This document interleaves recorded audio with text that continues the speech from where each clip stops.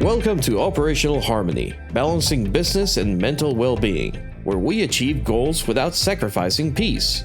Our host, Nikki, is the owner and founder of Nikki's Office, where she specializes in providing comprehensive office management services, coaching, and scheduling for organic social media plans, as well as creative media editing.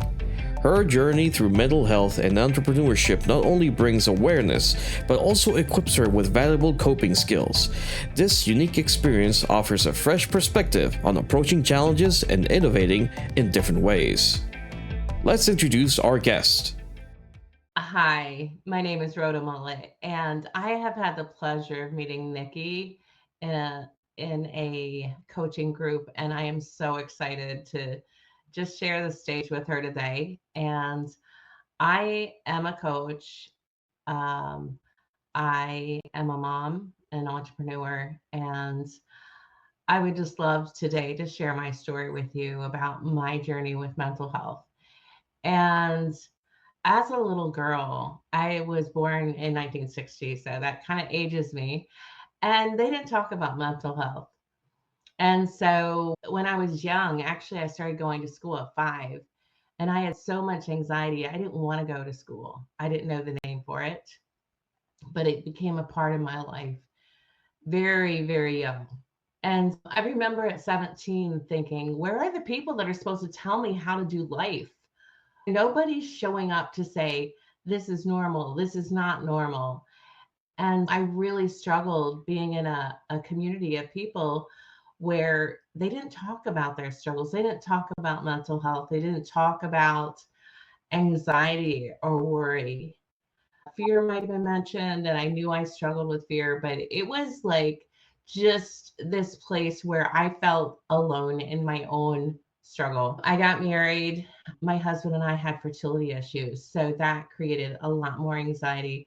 Being in a community, I was born into a Mennonite community. And so being raised in a community where being married, having kids was like this thing that you did. Everybody had kids. I didn't know anybody that didn't have kids.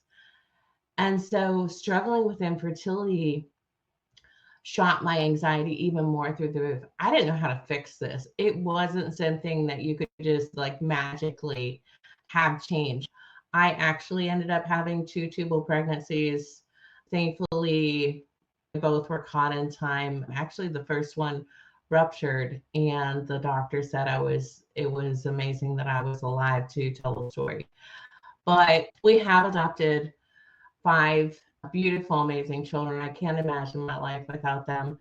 And so that story of infertility, although it was super, super difficult, has turned into kind of a beautiful story. And I feel like it actually caused me to search outside of myself and my community for answers. I didn't know anybody that adopted children. So literally, I had to go and I had to find those people, talk to those people that might be able to give me an answer of what that would look like. And fast forward, my husband and I were married between 17 and 18 years, and we loved each other. We loved our kids, but we were struggling to connect to each other. And we ended up getting counseling. In the process of that counseling, one of the things that I think affected my mental health the most was negative thoughts. And they addressed the negative thoughts. And there was a sheet of negative thoughts that I went through. And it was like, whoa. It was like all day long I was struggling with, I'm a bad mom, I'm a bad wife, I can't do anything right. If you struggle with that, you know how difficult it is to go through a day and not have, I messed up, I'm a mistake. I mean, sometimes we internalize those mistakes.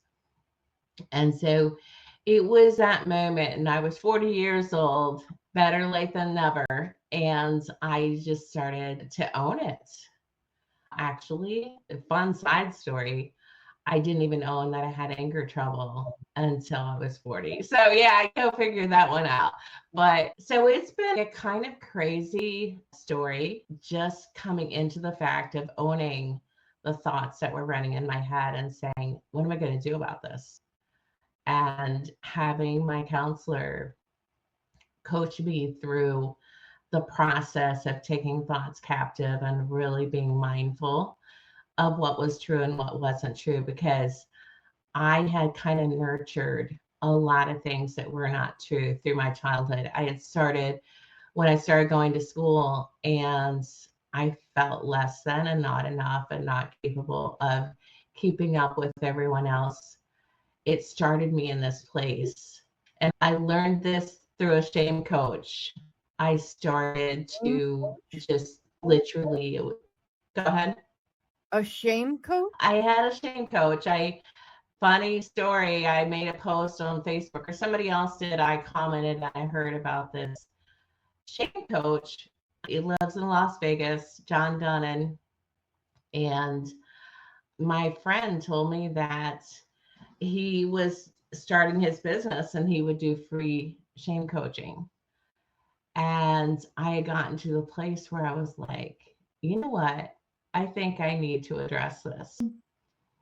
And so one of the questions that he asked me that it changed my life forever, he's like, when was the first time you felt shame? And it was back that little girl that was going to school and felt so out of her league and so uncomfortable. And in that moment, sometimes I use a prop for this, but I didn't bring it today. But that little girl had a measuring tape, and she would measure herself by other people, and she was always on the bottom end of the measuring stick. And so I took that and I was measuring myself by other people all of my life. And so fast forward, now I'm a coach, and my chief delight is to help people know how to be themselves, to dig into the inner, who they are, why they're here, and what it is their gifts and talents are, and just being amazing. That day, this was in 2016, he asked me, how would you like to just be Rhoda? Could you do that? And it was like this baggage rolled off my shoulder. I feel like in some measure, I felt like I needed to be like somebody else that was powerful, or that was strong, or that was better than me, smarter than me, could do things more orderly or more organized than I could. It's been an amazing journey. I'm so grateful for it, but there's always more growth. I'm still seeking growth, but it's exciting to actually work with people. And I find that even in those conversations where I'm coaching someone else, sometimes what they say and they're struggling with actually inspires me to make another step forward into my just having a better mindset, better, healthier image of myself, and being able to be confident in what it is that I have to bring. Yeah, working on yourself is never easy, but it does need to be done. And I'm glad that you have come as far as you have come, because you are a wonderful person. Well, I will say I was a part of a company that they really encouraged personal growth. And I started downloading 2 books a day on Audible. And I would kind of keep this notepad. And every time somebody said, oh, read this book, this book changed my life, I would listen to the book on Audible. I think it's really important, if you want to know how to be yourself, learn what your learning style is. That's just my learning style is preferably video, but my second one is audio. And so even though I can read well, I mostly listen to books. And so I listened to so many books. And I can say the person I was 13 years ago when I joined that company is like a totally different person today. And I would attribute a lot of that just to listening to podcasts, reading books, going to events where there's speakers that are, or even TED Talks are really cool. One of the most powerful TED Talks I've listened to is Brene Brown.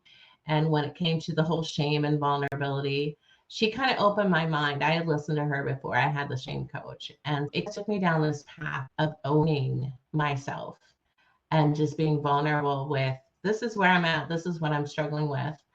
And I want that courage to grow and be my best self. So yeah, it's one of those things that I think that paying attention to the people around us, a lot of times they have more to give than what we know if we open up and say, hey, this is my struggle. I think for myself, I mentioned that I never acknowledged anger until I was in my 40s. And the moment was interesting. My husband and I pray before we go to bed. And so he was praying. We just got done talking to some friends of ours that were in struggle in a relationship. And I was pretty upset with how the husband treated the wife. And I had listened, and my husband was praying, and I'm like, okay, I'm up next. And I was kind of wrestling with God about this because I'm like, I am so pissed off that this man didn't treat his wife better. And God was just, you are just as angry as your friend who breaks plates when she's angry. And I was like, what?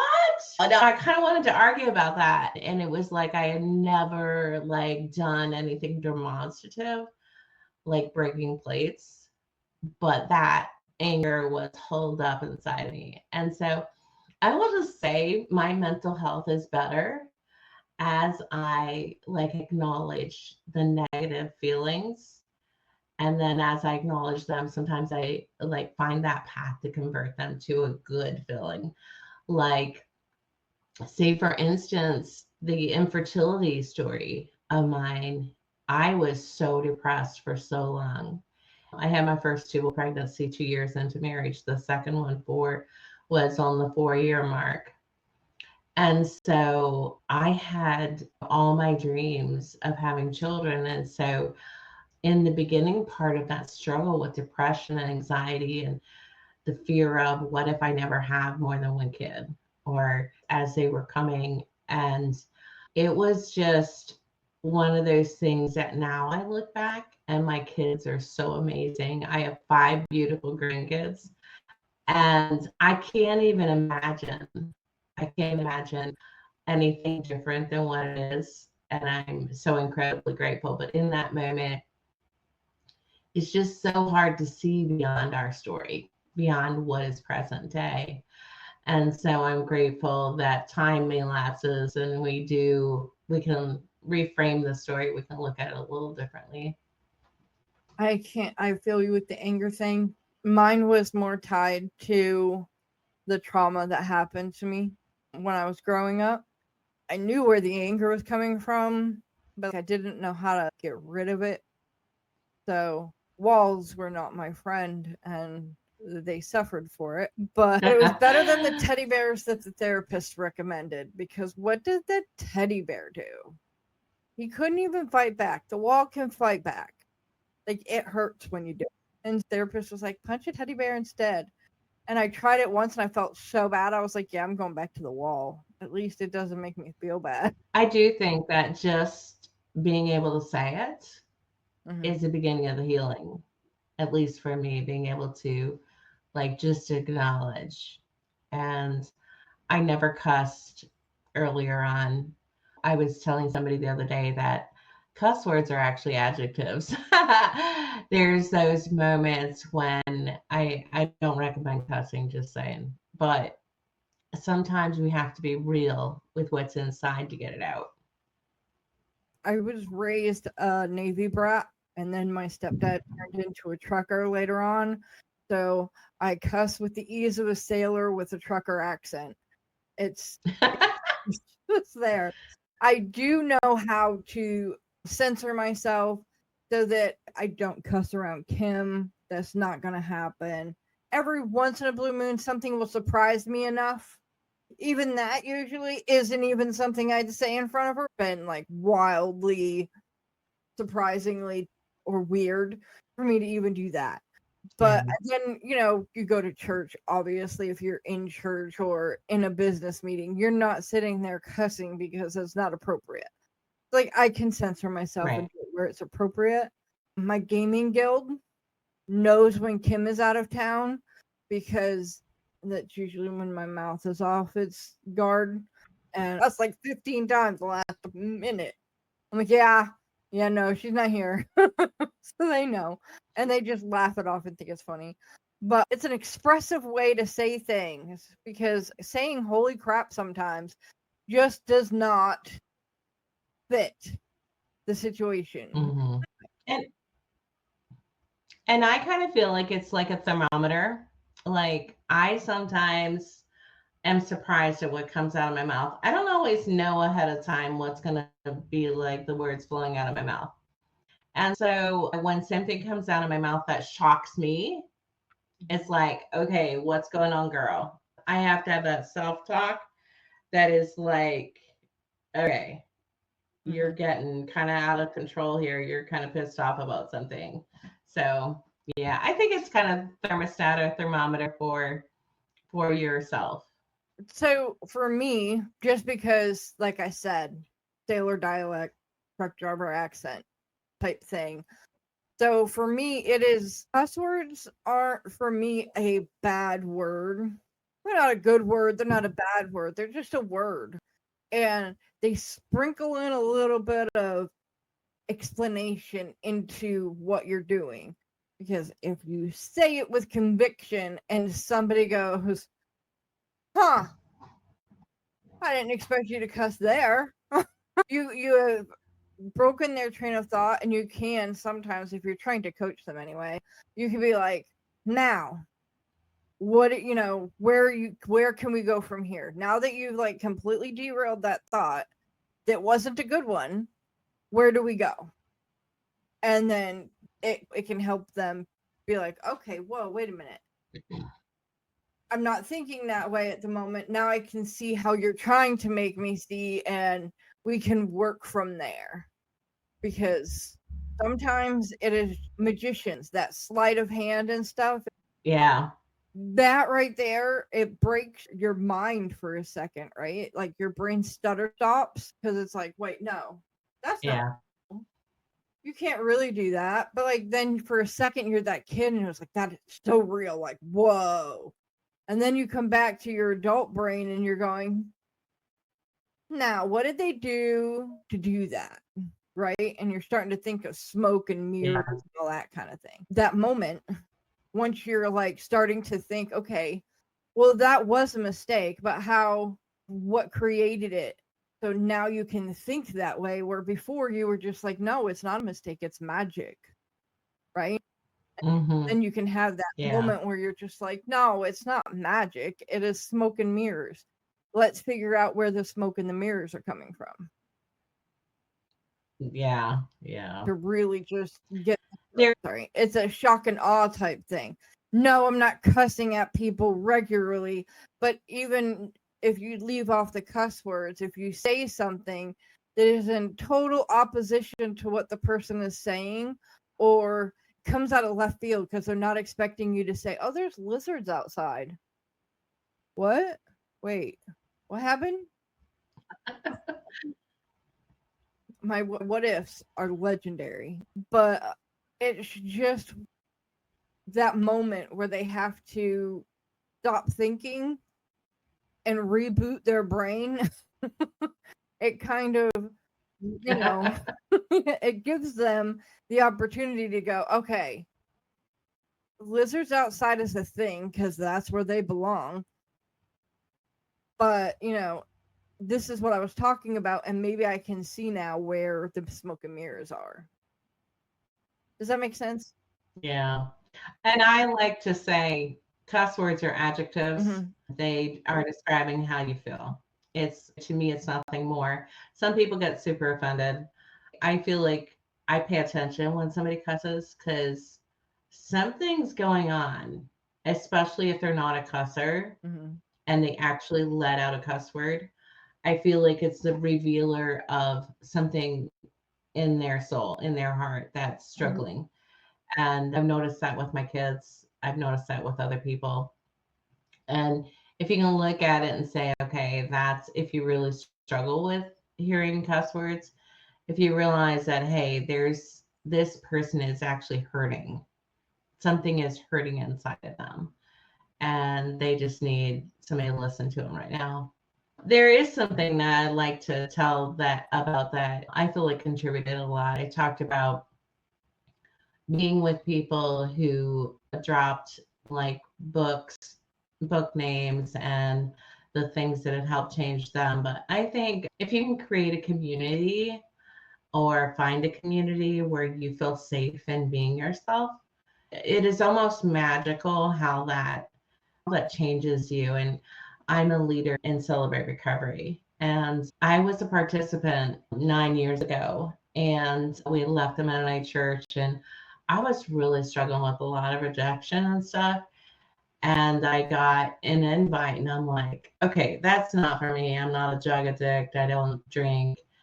But it was a super safe place, and a place where I could go, I could worship God, I could be in small group, I could talk, I could not talk, I could just listen.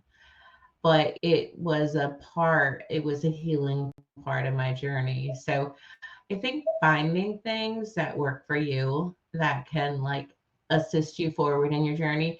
And sometimes just being with other people that aren't perfect allows you to be okay with your imperfections and start working on them.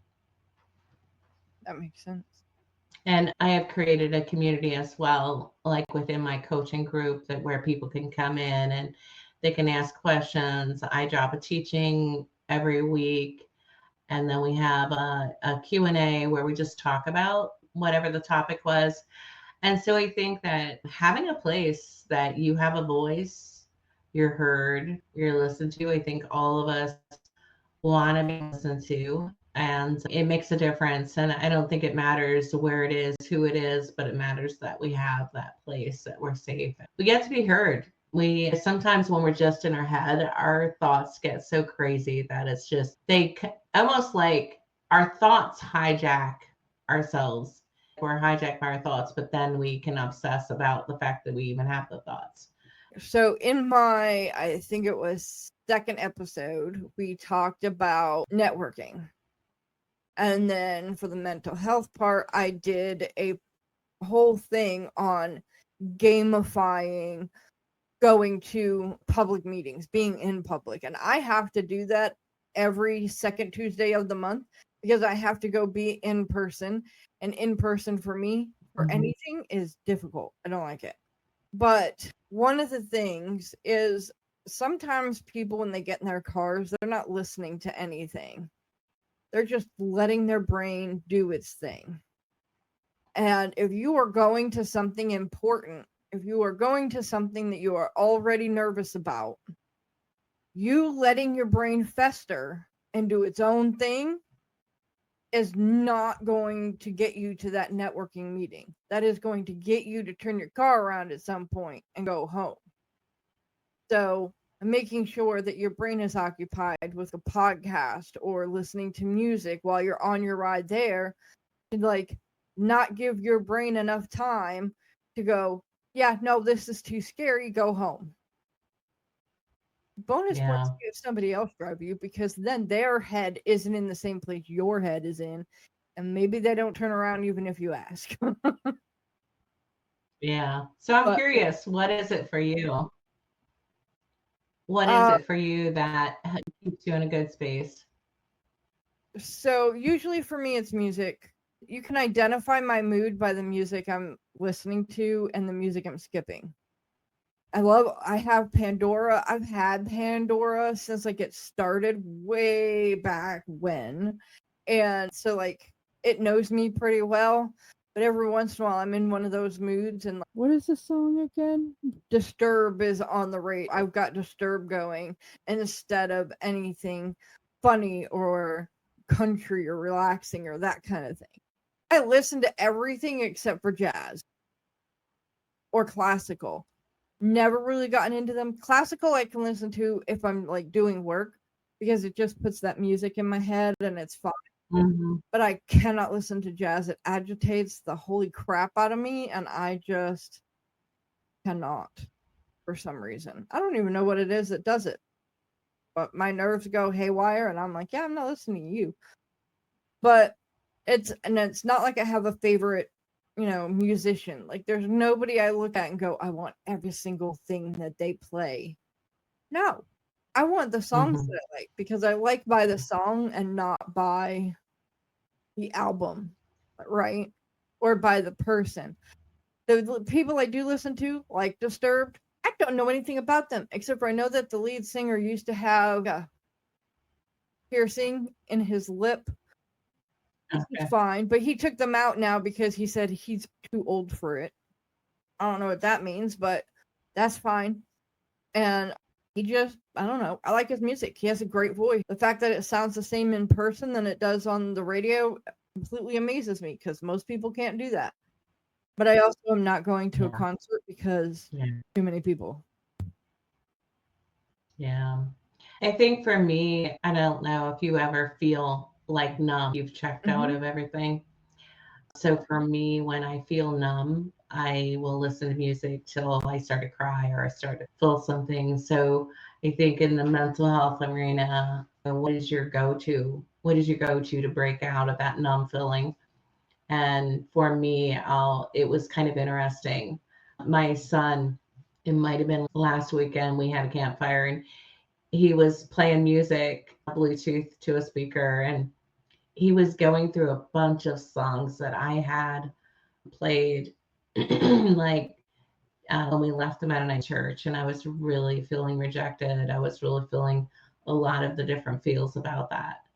And it was really fascinating to hear these songs he was playing, and I was like, man, I remember they brought back this memory of sitting there so discouraged.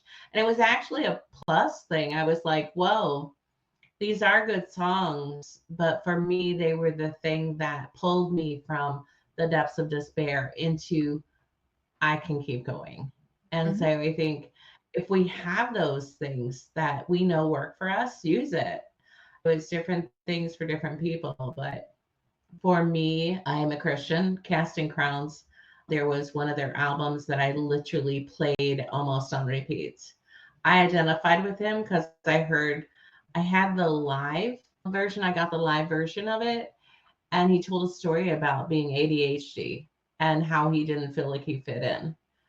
And I connected with that, feeling like the odd one out because I think from the time I was 4 or 5, I felt like the odd one out. So I started connecting to the message of his songs, and it made me feel like I can be myself. I can be something more than what I feel like I am today. So my playlist has ADHD. My music goes from Christian to heavy rock to heavy metal to country, and everything in between. Like it just, oh holy night, then it turns into Eminem, which turns into a country song, which turns into Disturbed doing something. I don't know why I keep saying Disturbed because they're not sponsoring this episode. I listen to everything. And it's a widespread of it. I have never in my life bought a live CD of anything because the crowd yelling while somebody is doing something annoys me. And I'm going to say this, and people can shoot me if they want to.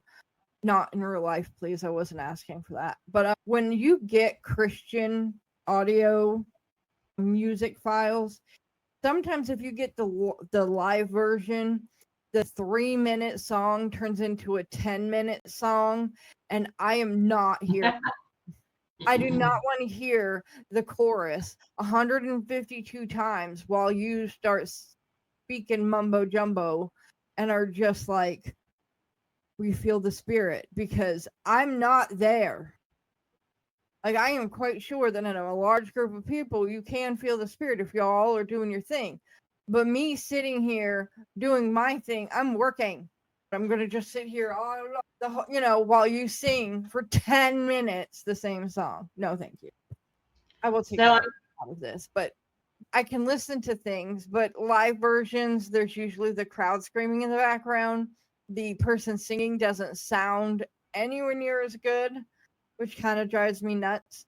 And so I kind of just listen to studio versions because I know it's a fake voice, but I'd rather listen to that. So some of my kids do 2 minutes or less of a song and then they skip. Are you a skipper? Not usually, unless the song starts taking 17 years and 20 days. I'm like, I'll be like, okay, I'm so done. Ugh. I'm like, if you play the same 3 notes over and over and over and over, stop it. Yeah, and That. I would tell my kids, I'm just getting into it, and they were ready to skip it. So it's an interesting thing. I'm learning from you, I think, of just, yeah. Over. It should be done. Like the 3.5 minutes of the song is done. What they're now doing is getting that praise and worship part of the events that I never really liked, even when it was happening in my church. I go to a different type of church now. There is no band, but like they're drawing it out because they're putting, communion down for everybody or whatever. And that takes 16 years in a day. So now they're drawing that out for you to, and so it just kind of, oh gosh, please stop doing that. Please stop saying 2 notes over and over again. Please stop saying the same chorus over and over again. We get it. We know what you're doing. Pick another song. If you have that much time, pick another song and do that. That would work better for me. Much rather hear 2 songs than 1 song that lasted enough time for you to play 3 songs. But that's a personal thing, it's kind of personal when you're doing that kind of thing. I mean, I love music. It has helped me get through some very dark times, but at the same time, I get agitated by repetitive. I love music. I can listen to music at high volume, but as soon as you start doing repetitive noise instead of music, I can't listen to it at such a high volume anymore, and I'm probably going to skip so that I can get to the high volume stuff with something else. Yeah. I guess I'm an odd duck. Yeah. So how is it with movies then for you? Can you shift your mood through a movie, or is that too long? So the last movie I watched, people are going to get on me. So a couple months ago, maybe 6 months to a year ago, one of my Gaber friends was like, you cannot have not watched The Princess Bride. Like, this is sacrilegious. We have to fix this. And I was like, okay, fine. So he watched it with me to make sure that I actually watched it because, he didn't trust me to watch it, which is fair because I probably would not have if he'd just said, go watch it. And so we watched it with me commenting, that guy's Lord Farquaad, and that actually is spot on, but he's kind of actually worse. So we get to the end of it, and he's like, how did you like it? I was like, it was okay. It's a movie. Like, I'm not one of those people who get super possessive and like wants to know everything about it. Like, it was a movie. It was good. I didn't tell you to stop it at any point because I didn't want to watch it anymore because I've done that. But the inconceivable guy was hilarious. And then he died. And I was like, haha, dumb butt. So, I mean, it was a good movie. And I can see why people like it. But I don't see why it's become this cult classic and everybody, knows every single line of it. Like, no, but I can sit through movies. I usually don't. I don't watch movies. I don't watch TV. I listen to music. I read books. I can't listen to books on tape and actually learn anything because my brain is going too fast and I have to be doing. And if I'm doing hard enough, I'm not hearing the words correct, fully. So yeah, it's one of those. I don't have the attention span to do that. I have to read the book myself and take my notes. Yeah. My recent movie that I thought was really good was Inside Out, and it's an animated movie, but it talks about like emotions and feelings and stuff. And so I kind of enjoy. Pardon me? Is that the one with the little red guy who's angry? The newest one, she became a teenager, so they added anxiety. And one of my kids saw it in the theater and there were grown people crying, like, because it touched, because not being enough, not feeling enough, the whole anxiety piece adding in was like super powerful. And I feel like for me, sometimes that is a way that I feel, oh, they wouldn't even make a movie about this if that wasn't a real deal, if there weren't more people in the universe that struggle. And so for me, it can help me not feel alone.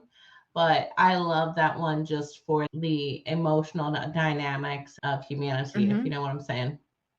I have not seen those movies. I've just seen the commercials. Not even commercials, ads. I've seen ads about it. Yeah, I think they call it trailers. No, trailers. Trailers are usually a couple minutes long. I'm getting little blips of them. Like, oh, okay. You know, that kind of thing. Or I don't think it's either of them. I don't think it's a trailer, but I don't think it's what I said either. I think it's just, clips from the movie. Yeah. If it helps people to identify what they're feeling, then that's great. I work with therapists, and I say it with an S because I actually have 2 of them. My therapists are great, but I'm weird, so it ends up I need more than the normal amount. So, but in Maryland, when I lived there, my therapist went on maternity leave for 6 weeks. And there was just no way I was going to go to a new therapist for 6 weeks just to go back to my old one. Because trying to explain me to a new person takes a lot out of me.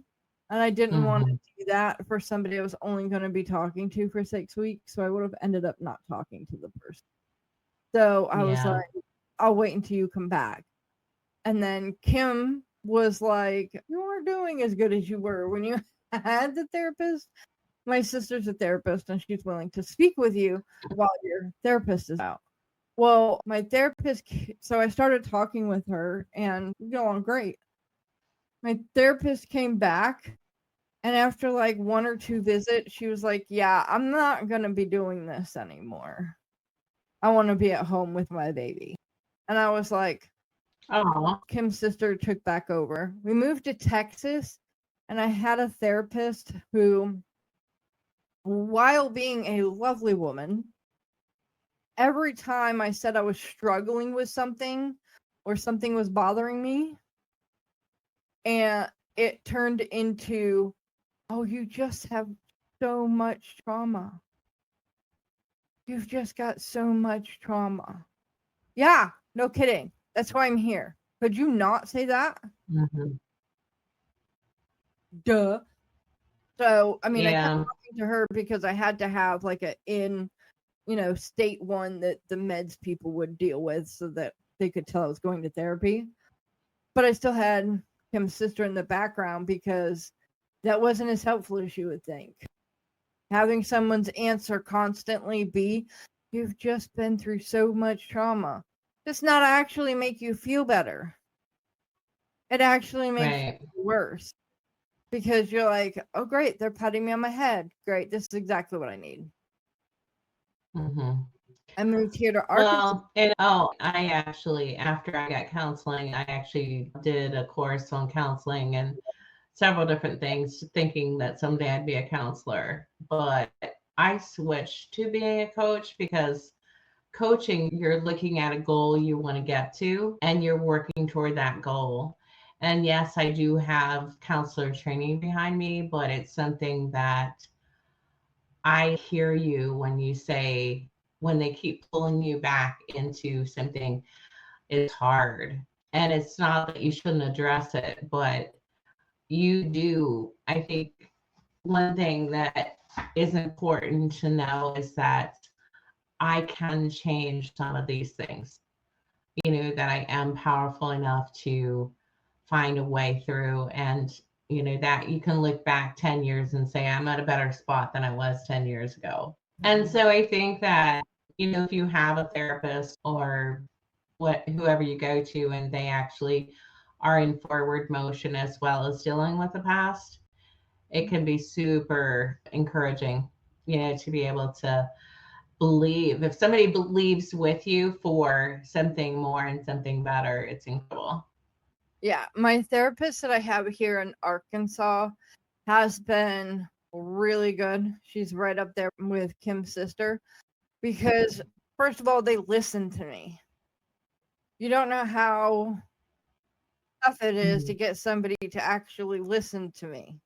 I have a sister who's a pathological liar. They can get everybody and their brother to believe her in her lies. But I can tell the truth, and everybody's like, yeah, you're lying. How does that work? Wow. I'm sorry. So, but she listens to me. I warned her on the first day. I was like, if you ever tell me that I have so much trauma, we're going to have a fight on our hands because I'm not doing it again. I'm not going to stick with a therapist who does that again. But like, she has been a wonderful therapist, and she has helped me to realize a lot of things, including the fact that this last week we talked about some of the diagnoses that I have. And she's like, I think that these diagnoses were done while you were in the fire, and people took things out of context and said that you had these things that you don't have, because now that you're in a calm living situation, I don't see any of what they were saying you have. Like, I do still have mental health problems. Let's not get twisted. Like, they're still there, especially the so much trauma part of things. But it's not in the direction that I was led to believe I had. So it's kind of interesting to sit down and go, why do you think you have that? Well, I was told I did. When was that? I was like, oh, well, in the middle of being verbally, physically, and everything else abused. Oh, well, that's why they gave you that diagnosis, because you were going through heck and they didn't care. Like, they weren't taking that as part of it. They just thought you were being overly dramatic. So that kind of thing happens. So, yeah, I think that picking or choosing a therapist or someone to work with that can validate who you are and that believes in you and believes in a bigger person. It's amazing that she actually saw that and said, hey, that isn't the best part of who you are, and I don't see that in you right now. Because that's got to be like super encouraging for you. Yeah, I am. So I had been diagnosed with borderline personality disorder. The person who was abusing me at the time, mentally, physically, and all that good jazz, was like, borderline personality disorder means sometimes you have it and sometimes you don't, which is not how that works. Quite fair. But then, like, I've been watching Criminal Minds reruns. So I'm like, I don't know, I'm like in season 5 or 6 at the moment. And I'm sitting there and like 2 different serial killers had BPD. And I'm like, I'm not a serial killer. I don't want to go kill somebody. Another person who has BPD was like the town pass around toy. And that's not me. So like I went to her going, okay, so I am not manipulative. I am not the town toy. How am I getting this diagnosis? And she's like, I don't think you have that. And I went, oh, okay. That's better. Because that was freaking me out. Because, like, this isn't fitting me, right? I'm at all, ever in my entire life. So it was kind of interesting. But it was mostly like, why she was like, mostly like, why do you think you have that? And I was like, was told I had them. And they were, for me, having diagnosis isn't something that should make you sit down and not do anything. Oh, I have BPD. That means I just sit. That means that I can't handle situations and I just need to like separate myself and go lay down. No, not at all. That means you have to work on yourself to put boundaries around you so that people don't do some things, because like if you don't want to be touched, make sure people know that so that you're not flying off the handle because somebody's touching you. But at the same time, that doesn't give you Right. the right to just start yelling at people for no reason or to be the town toy, because I have a mental illness that means that I want to do this, so I'm going to do this. That's not what that means. That means you need to, watch yourself and say, okay, well, there's a problem here, and I need to put boundaries around myself that protect me. And like, I'm not going to go out to drink at bars because I'm going to put myself in a situation where I'm not going to be safe. It's a good Right. boundary to have. You can stay home or Right. whatever and have people over and do it that way so that you are safe. But like, whatever you do, whatever choices you make and whatever you do, you have to take accountability of them, not because and blame it on you have to take responsibility for the actions that you take, not blame them on your mental illness. Because I can sit here all day long and say that, because like I said, my therapist doesn't believe I have it, but like, I was also diagnosed with bipolar, another one we don't think I have. And bipolar and BPD are kind of interchangeable sometimes in some of their stuff. So if they, if they're not real sure, they might diagnose you with both, just to be, we're catching flies here. Yeah. Like, you can't just say, well, I did this because as a person with bipolar, I was manic and I couldn't help myself. Okay, completely understand you could be manic, but there should be boundaries around things, right? Yeah. And I'd like to pick up on that boundaries thing, because for me, I was an empath. I would personally feel like HSP probably better describes who I am as far as like sensory and so forth. But because I felt the pain of other people, a lot of times I would feel their pain and I would have zero boundaries.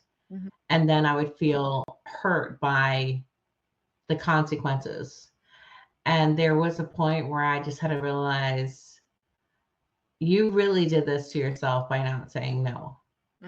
There was no, you could have said no at any point. You could have said, hey, I can't do it today. There's many, many ways to say no. And sometimes we need to practice. If you're an empath, if you are a people pleaser, if you want favor of people and you just do, learn those boundaries is super important. I'm proud of you for figuring that out, because some people, I was literally probably almost in my 50s until I started working on boundaries, and that sucked.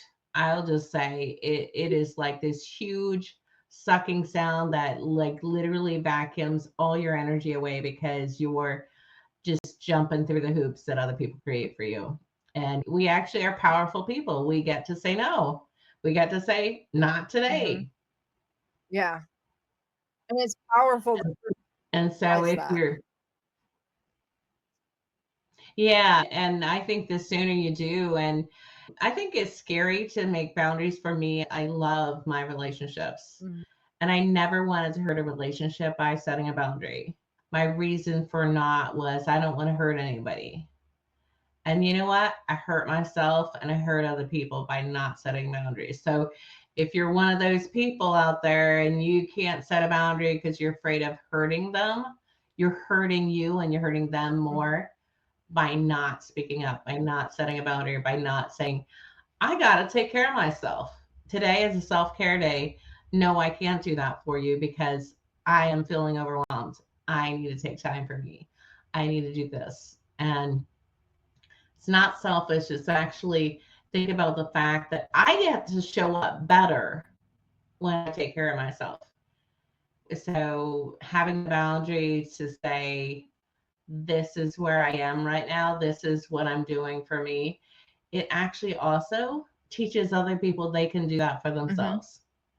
and they can have their own boundaries. And so I feel like by example, it's a powerful place. So I'm proud of you for that. I have in my next couple of episodes, not sure where it will end up, but I have a whole thing about the difference between boundaries and rules and what is appropriate when. Because you can say all day that everything you've said is a boundary, but some of them are rules and some of them are boundaries. And you have to learn the difference so that you're not constantly saying, well, you're stepping on my boundary. No, you're stepping on my rule. This is a rule. You had rules when you were a kid, so you should understand this. This is a rule. You can't do this, right? Like a rule is you're not allowed to wear shoes inside the house. I don't want your dirty mess all over my house, so take your shoes off at the door and put them neatly wherever they belong, right? The neatly part gets a lot. But there's a difference between saying that I have this rule that you have to put your shoes off, or my boundary is that nobody walks in my house unless they have socks on only. But that's not a boundary, that's a rule. And so it just gets complicated if you're not sure of what is what. So that should be on an upcoming episode. Yeah, that's a good idea. And actually, there are things that we do for respect for each other. And some of those rules of respect, they may be different for different people. I don't know if you got that. In the South, I lived in the South for a while in North Carolina. And so that whole your shoes come off the minute you get in that door. And so there's some people, I live in Wisconsin now. And so there's people here that they don't think twice about coming in and walking all over the house in their shoes. And Wisconsin, y'all think about it up there that is taller than some toddlers, and y'all are keeping your shoes on in the house. That would be a no, because I'm telling you now, I will flip my daggone lid if I step in something wet and my sock gets wet. That is absolutely the most disgusting feeling on this planet. And now you're making it something that is 0 degrees. Are you kidding me? We will have a fight. There will be. Okay. No. I think you can take that either way. People, especially when there's snow. But then other people may say, oh, my feet are cold. I don't want to take my shoes and socks off because they're warmer in my shoes. And it's like, get some slippers, right? Get slippers. You need to change your socks anyway because they're probably wet. Like, ew, why would you want to stay in wet? I'm telling you, wet socks and I do not get along, obviously. Yeah. But okay. We have talked on different mental health topics. Was there any last words?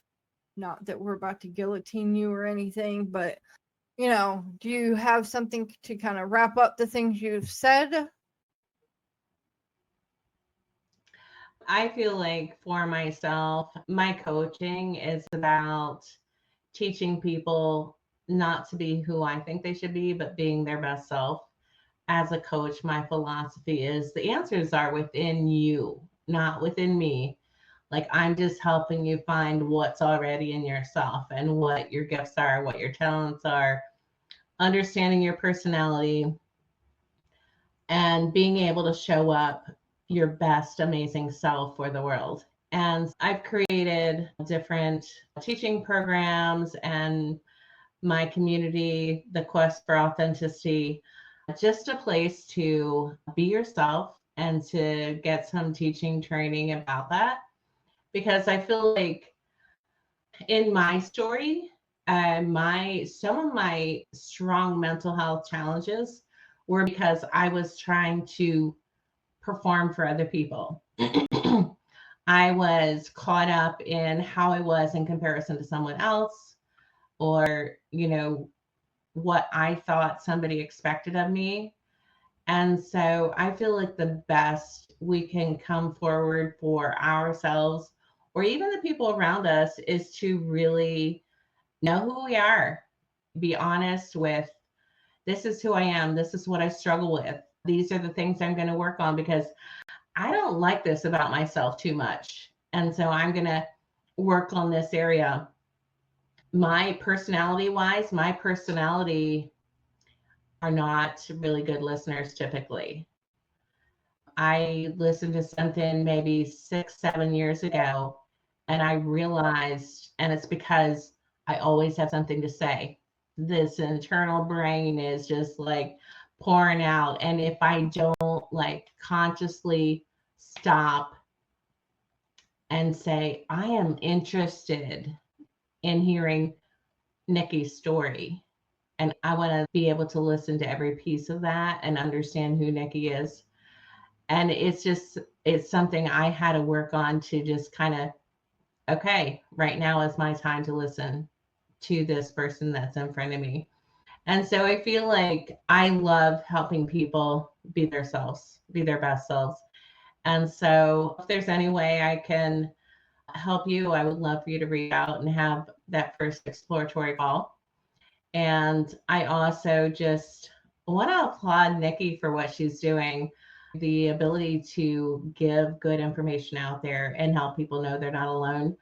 I'm so proud of you, Nikki, just for putting yourself in this position of being a powerful influencer to the people around you that need your information and your words of encouragement. Hey everyone, thanks for sticking with us. Before we dive into our next topic, I just want to take a quick moment to remind you to like this video, subscribe to our channel, and hit that notification bell. That way, you'll always be the first to know when a new episode drops.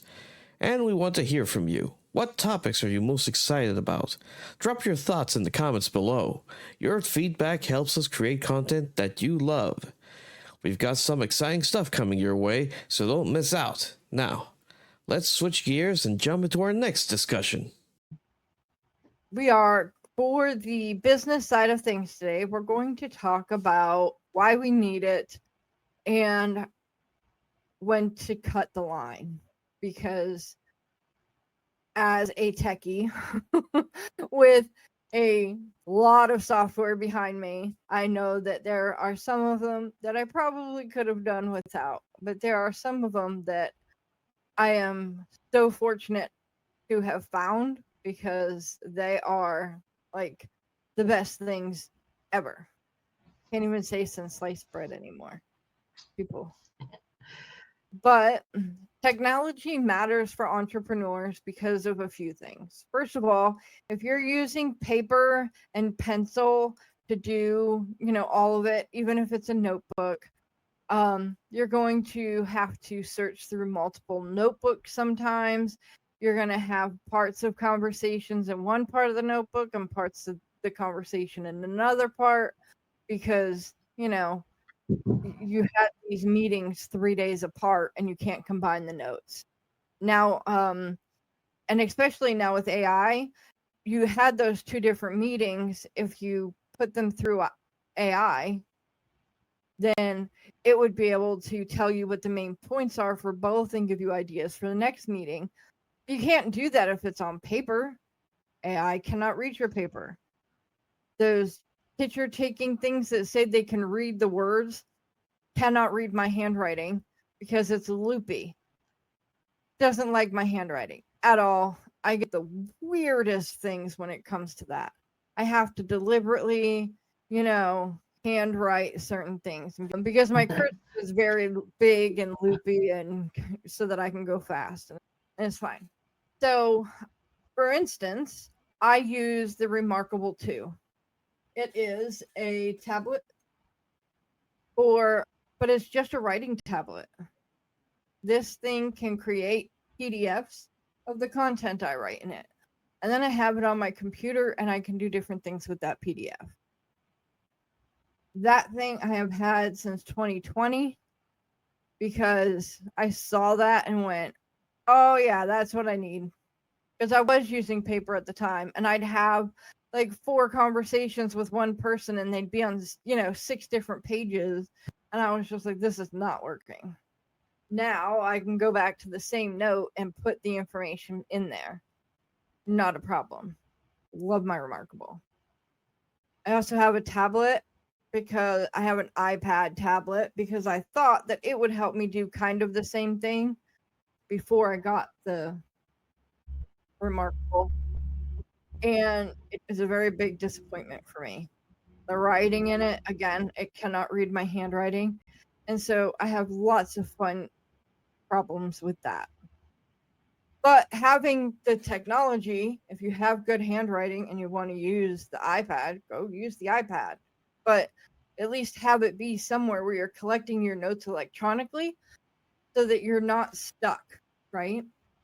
So the Remarkable tablet, my daughter has shown me the iPad one. So tell me, give me a pitch. You said a little bit about the difference between the Remarkable and the iPad. Why would you choose? You said a little bit, but just expand on that a little bit more, why you would choose one versus the other. So your Remarkable, it is specifically for writing. It will take down exactly what you're right. I can then take them from here through an app on my computer and export them there and have the PDF on my computer within a couple minutes, depending on how big the file is and the connection, right? I can move people's, even their color PDFs into this so that I can read them. Like this is a PDF I did from one of my Perplexity research information. So I created a PDF of it and I was able to put it on here. It's black and white, except for it's the reverse black and white that most people are used to. I use dark mode on everything, so this is how it printed out. But it's got all the pages of the PDF. And I can, with probably a white pencil in this case, write all over this, delete the stuff I write, and everything else. You can do different colors, but they won't show up until you go to put them into PDF. But this is specifically for writing. The only thing you can do on here is write or draw. Not real sure about drawing because I don't do it, but pretty sure you can. Your iPad has meant to be a mini computer. So it's got this glossy front on it that, I mean, the pencil glides on it, sure, but this has a matte finish on it so that you actually feel like you're writing on a piece of paper instead of cool. the thing from the iPad. This thing cannot, this thing tries to convert whatever you're writing into a text format. So it tries to, if you put ON in, it tries to make it the text format instead of just letting your handwriting stay. Now, there's something I'm not doing. And if people have a better idea of how I should be doing that, then put your comments down below. I am perfectly willing to listen to somebody else's opinion on this. I'm not the biggest fan of Apple. I got the iPad because of the pencil, and I needed the big size for what I do, and I needed a pencil. The Samsungs that I was looking at to do, in order to have a pencil, I'd had to go down to something that was almost as big as my phone, just a little bit bigger than my phone. And that's not as helpful as you would think when you're trying to look at apps too. So it works for what it does. All my apps are great. I can find them. I've had to download music from the cloud. So yeah, that's fine. It does its thing. Having both, I get both worlds and I'm fine. But the Remarkable is kind of, well, they're both kind of expensive. We're talking about an iPad. So as soon as you bring Apple into it, you know it's expensive. There is no, on my version, there's nowhere to plug in headphones, but it does do Bluetooth. I have Bluetooth headphones galore because, like I've said before, me and Bose get along real well for sound and my sensitivity to it. The Remarkable doesn't connect to a headset because there's no sound. Simple as that. It does have different pre-built templates that you can use, and there's also a template maker that you can use that to make your own templates. Templates usually have to be one page only, so there's that. But you can pull in different things for different pages. You just have to have both of the templates in there and then do it however it is you wanted to do it. So that helps you keep your notes in one place, and then you can also save them to the computer so that they're not all just sitting on that and not doing anything. And that makes it so you can share your work with other people who can then run with it and help you do whatever it is that they need to do to help you. I use all kinds of software, and like I said, I'm going to be making videos that showcase the software that I use. I am not one of those car salesmen that gets in front of a computer for a piece of software, so please don't expect that out of me. But they will be like, this is why I use it. I'm very sure you can find a reason to use it, but it's all in kind of what you need.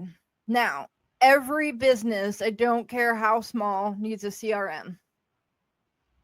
I have access to a CRM. So if you're looking for one, please contact me. I'd be very glad to help you find the one that would fit you. And not just the one that I have an affiliate link to. I know of some others that are pretty good. And I'm willing to like find something that fits what you need. You also need something to plan. Usually for planning, I think Trello works best because you can either do that as a table, like you would for like that looks like an Excel sheet type thing, or you can have the cards, which is what I use, and then you can put images to cards. So say you have like 4 different tasks that you regularly have to do. You can make templates of those 4 tasks with different pictures, and then hey, today the donkey is the image I need to do whatever it is I'm doing. Next, the next time it might be Stitch that is the picture of what you need to do. And it kind of just draws your eye faster than the title. There is also, you can connect Zapier, I don't know how to say that word, to Trello, and then connect it to something else. You can usually connect that to your CRM and whatever. You also need a scheduler if you're meeting people, right? If you're scheduling meetings of any kind. I hate the conversation that goes, oh, so you want to meet with me? Well, I have time on Monday at 2 p.m. That doesn't work for you. How about you? I don't work on Tuesdays. How about Wednesday? Wednesday at 2 doesn't work for you. How about Wednesday at 3? Does that work for you? No. Like, I'm not having this conversation every time. I will strangle somebody. I'll do that Bart Simpson strangle. I'm not doing it. That was cute. That was cute, Nikki. Not doing it. It makes my brain matter pour out of my ears. It just not doing it. So I use TidyCal. I used to use Calendly, and I'm so sorry, Calendly, if you see this, but they're expensive. I think I was paying something like $300 a year. Okay, it's expensive. TidyCal is on AppSumo, and you can get that for $29 lifetime. You will never have to pay for it again. Wow. Right? With that TidyCal, you can make as many different types of calendaring events that you want. So I have a 15, 30 hour and my podcast, which is 2 hours. Great. I can also set up one that requires payment. Like if you're going to meet with me for this thing, then you have to pay for it. And it will let them pay straight through that. So it's got a lot of different options, and $29 lifetime. Can't beat that. Wow. I'll have to check that out because I don't have a calendar yet, except with what's in A to Z. But I would actually be interested in hearing some more about that on that another time. Yeah, we can do that. But there is a dark side of tech. And that is, I love my tech. I have lots of tech. Each piece of tech costs something, right? most tech is not free. You're going to pay monthly, yearly, lifetime. Lifetimes is easy because you get that for the rest of eternity. So that's fine. Love those apps. But the alternative is you're paying $5 a month, $20, $50 a month. One of my things I'm paying like $55 a month for. But it's really helpful, so I'm not trying to get rid of it yet. I am trying to like restructure things so that I'm not paying as much maybe, but I'm not sure if I can even do that. The other thing is that sometimes we get told about a new piece of software or we see that ad and we're like, that would be great. So for me, there is a new Remarkable coming out that is going to have color, but it's going to be a little bit thicker, just a little bit bigger, a little bit heavier. I love the one I have. I love the size of it. I don't want it to be any heavier. It's fine. It's very light the way it is. And I like the features it has. Do I want color? Sure. That wouldn't miss it. That would be great. I would love to be able to write in blue ink sometimes. But I don't think that the price tag is going to be in my purview for a while. Because that one is over $500. Wow. And Kim is like, your Remarkable is fine. And I'm like, yes, it is. So there's that. Not getting it. But it's like one of those things where it's shiny, right? Shiny object syndrome doesn't just come when you're looking at research or whatever, right? You're looking for the next best thing to help you do whatever. That comes when you're looking at tech too, because again, you want the next best thing that's going to help you do your job better, easier, faster, whatever. The truth is, if you are using something and it is working, you should not be changing it every 5 months when something new comes along. You should not be constantly switching back and forth. Now, there is a difference between outgrowing your software and just wanting to change because you've heard of something new, right? Like I already have a Remarkable. It works great for me. I love my Remarkable. Again, I'm not sponsored by anybody. I just love my Remarkable. Okay. The draw of having something that's going to be in color is like, ooh, maybe I do want. No, I can't. No, my Remarkable's fine. I'm good. I'm great. There's that. Now, but at the same time, if you're in a project management software or you're in a CRM and it's working for you and you're doing things and you're getting things done and you have a system that uses it, you're going to have to change your entire system just to follow the next fad. And how long is that going to last? How long before you have to switch to a different thing because that one really didn't fit what you needed? How long before you're like, I have to go back to that other thing because none of my systems work anymore because they were all based off of the last thing. And the new thing's $100 more a month. Why are you doing that to yourself? You already paid for a year of the last service. Go back to that and stop paying the new thing. You have to make sure you're not stealing all your profits to go back into more tech. If you are at a spot where you're outgrowing your CRM, you want to get with somebody who can help you find a new one. You don't want to go out and do the research because you're going to go, ooh, shiny, I want that one. Without properly doing your research, you're going to end up in something that has less capabilities than the last thing and isn't going to help you any more than that other thing did. Right? So, not helpful. You want to set a budget. As you start, you want to have a budget for how much you're going to spend on software. Even if you have to adjust it a little bit back or forward because your CRM is going to cost you $100 more than you thought, but it's what your industry is using. And so that's where you feel you need to go. Well, then adjust your budget. This is the beginning. We don't always know what we're doing. But once you're in it and you're like, okay, well, this is what my budget is going to be. If your next CRM is going to cost more, you have to come up with a very good reason. What are the good things? What are the bad things? You know, pros and cons, write your list out. Because seeing the pros and cons on paper or in your Remarkable, but seeing them written down and physically writing them down yourself, here are the good things about the software I'm using now. Here are the cons. Here are the good things about the software I want to move to. Here are the cons. And if your cons are matching up, they still can't do anything that your old one can. That's not something you want to switch to. 100% if it's more expensive. If it's cheaper, maybe it's something to look at. If it's doing most of your pros and the same amount of non-con, then that's fine too, right? So you might do that to lower your price, sure.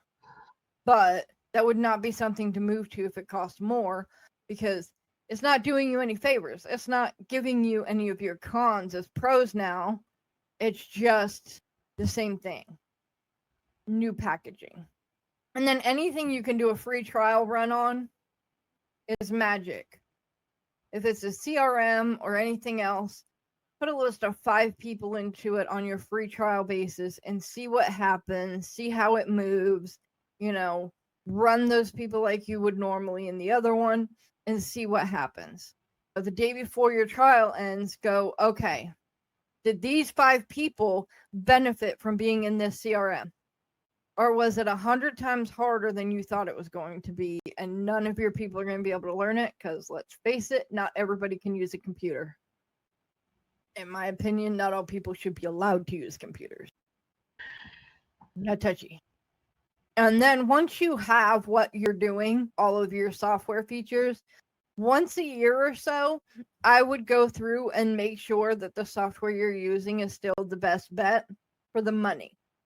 So if you're using good software that is working for your company, but it has a couple of cons that you would really like to see if you can get something that has all of your pros plus a couple of those cons in it, and then you go in and start looking at software and find that a lot of your pros to get those cons are going to move into the con section. It's obviously something you're not wanting to move into, but you might find that diamond in the rough and find something that is like all your pros are pros, your cons are now pros, like nothing is bad. And then you get in there and you start working with it and you're like, okay, it does have a couple cons, but not nearly as bad as what I had before. So this is great. Let's do this. And then you move. And I can tell you now, moving from one CRM to another is an absolute pain in the neck. So make sure it is 100% worth it. I moved software for a company. We switched it because they were worried about the company selling customer information. And they moved to the new software. We then found out, because as more information, we did test run first and was like, yeah, this will work.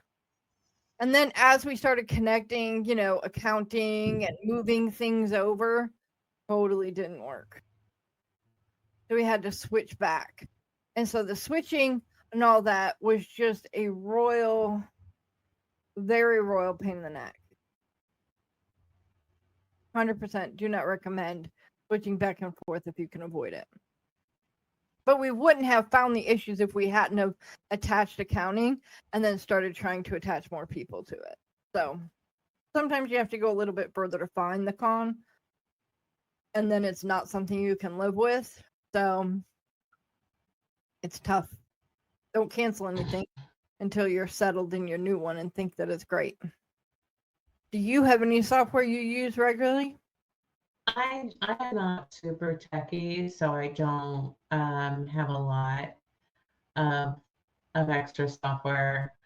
I mean, I have some basic stuff for like doing PDFs and stuff like that, but I have a Samsung Note, and so I actually use the stuff that goes with that. Yeah, I actually am that person that finds the IT junkie that knows everything about everything, and I'm like, okay, can you do this for me, or how do you do this? Like, cut through the chase, cut through all the BS to finding that, because I have this, I'm not sure if this is a curse or a blessing, but I have this thing that I will not let an inanimate object get the best of me. And so if I get in the grind with a computer, I'm going to win. I don't care how long it takes me. And so I stay away from some of that stuff because I know that I have this propensity to have to conquer, and it is not my best thing. I will call Nikki, what's the best thing to use? Or, hey, Nikki, can you do this for me? Because if I get in it, what it would cost for me to have you do it for me would be much cheaper than the amount of hours that I would put in trying to figure it out. So I learned that about myself. Gotta be realistic. I'm probably of my family, I probably have the best negotiation of computers and stuff like that. And I can do general stuff. But when it comes to editing videos or some of the other stuff, that tech that you use for different things is just not my strong suit. Yeah. I work with people at all different levels of their technology platforming. So if you think of a platform game, you have to start off at level 1 and the next person goes to 2. I only think I'm a 5 out of 10. Like, I can figure out things, sure, but like I'm not coding anything, right? That's a whole nother language to me. I can't speak other languages. It doesn't work out for me. But my skill set is that I can go into a program that I've never used before and kind of already know my way around because the controls are usually similar, right? If we're in a game, WASD usually works to move the character around, and clicking left or right makes it attack one way or some sort, right? So like comfortably go into a game and at least get started. Things are going to probably go sideways for me a couple of times, but I'll get it, I get the point and we'll keep on going. Software is kind of the same thing for me. Putting something somewhere usually is in the button that says download or upload here or whatever that says, and I can usually figure out my way around. And that is a good thing for me. It has helped me get to where I am. And if somebody asks me to do something, sometimes I have to do it myself on my end. So I'm just now getting set up on A to Z, and I made my own website. I switched it from where it was on WordPress to A to Z, and I remade it. I think it looks pretty cool now. And so now I have a contact us button. I have where you can schedule a meeting with me for 30 minutes right on that. And it's great. Like, I made the website. And now I have a guy that I've been working with who also put his stuff on A to Z right after I did, because he was like, oh, if you think it's great, then I'm doing it. Thank you. Works for me. So now I'm working on a website for him to be able to switch his from where it's at on WordPress to A to Z.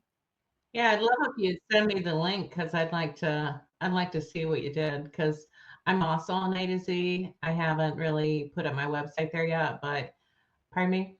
It's nickysoffice.com. All my social medias are Nikki's Office. YouTube is at Nikki's Office. So I made it easy for people to find me everywhere. Yeah. I followed that piece of advice, and you can literally find me as Nikki's Office anywhere. My business page is official Nikki's Office because it's, the office itself. That's the business page. So especially if I've done it for myself, if I've gone through the pains of doing it myself, I 100% I know what's happening. You know what I mean? Like, I can trust that I know I've run through some of these. Like, working for somebody on somebody else's webpage because they want a different element or whatever, I might run into a different snag, but I can probably, ninja my way through it by going, okay, what are you doing? And I talked to it. Believe me, I had somebody on the phone with me yesterday, and I went, no, what are you doing? Why are you there? And she's like, excuse me? I'm like, I'm so sorry. I'm talking to my screen. It's fine. I do think that people have to regularly, like every 6 months to a year, double check their software, make sure it's still working for them, and make sure the cost of everything has stayed within your budget. Because sometimes places up the price without actually saying anything. So just double check you're at where you're supposed to Yeah. be at with your budget, usually before taxes. Do you have any questions? I can't think.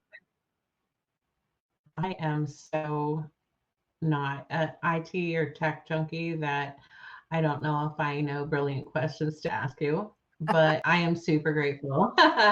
I'm super grateful for people that do. I think that for me, I've had to look at, so I'm 63 years old, and by now I know my lane.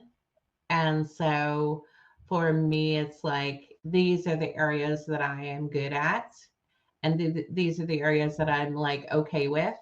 And this is the area where no, don't call a professional. So I'm like in that space of call a professional, which Nikki, I view you as one of those professionals out there that if I were to need something that I could call you and say, hey, I need this. Is there a way that I can get it and learn to use it? I will use software need if I need it and it's something really simple to use. And so sometime I know you have video editing software, and because I do videos where you can break it down in small clips or videos. So I wouldn't mind hearing a little more about that. Nikki, it was a joy, Nikki.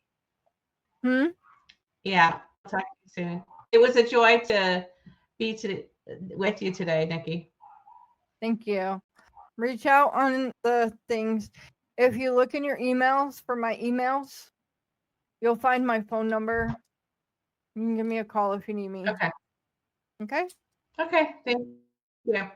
You're Have welcome. a good day. You too.